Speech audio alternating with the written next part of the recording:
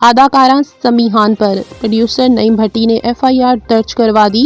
اداکارہ سمی خان پر پروڈیوسر نعیم بھٹی نے F I R درج کروا دی۔ ایف آئی آر کے متن میں کہا گیا کہ سمی خان نے ڈراموں میں کام کرنے کے لیے 5 لاکھ روپے لیے جو واپس نہیں کیے۔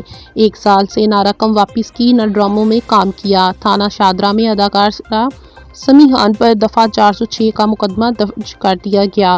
سمی خان کی تلاش میں پولیس نے ان کی رہائش گاہ پر چھاپہ مارا لیکن سمی خان وہاں موجود نہیں تھی۔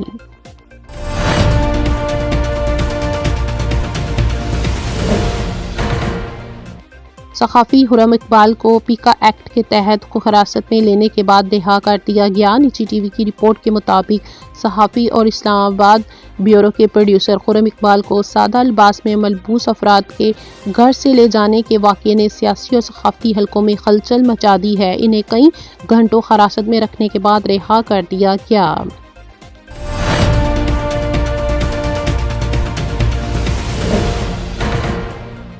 Year chief marshal Zaheer Ahmed Babar کا انڈونیشیا کا دورہ، صدر اور عسکری قیادت سے اہم ملاقات۔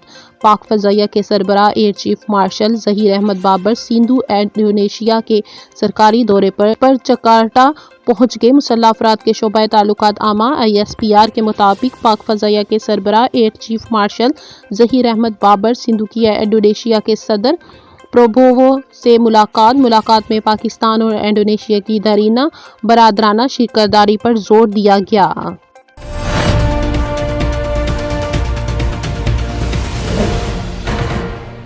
علی امیر گنڈاپور نے عمران خان کو اپنی آنکھ عطیہ دینے کا اعلان کر دیا۔ سابق وزیر اعلیٰ خیبر پختونخوا علی امیر گنڈاپور نے بانی PTI عمران خان کو آنکھ عطیہ دینے کا اعلان کر دیا۔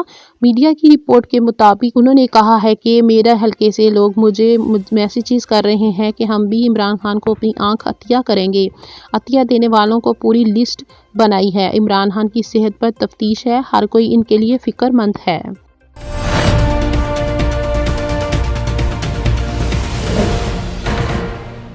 کراچی سپر ہائی وے پر خوفناک ٹریفک حادثہ، 12 افراد جاں بحق، کئی زخمی ہو گئے۔ کاٹھیوار کے قریب آئل ٹینکر، مسافر بس اور متعدد گاڑیوں کے درمیان ہونے والے خوفناک حادثے میں 12 افراد جاں بحق جبکہ کئی زخمی ہو گئے۔ ریسکیو حکام کے مطابق جاں بحق افراد میں 3 خواتین اور بچے بھی شامل ہیں، جن کے باعث واقعے نے انتہائی افسوسناک صورتحال اختیار کر لی۔ حادثہ تیز رفتاری اور گاڑیوں کے لیے بے قابو ہونے کے باعث پیش آیا۔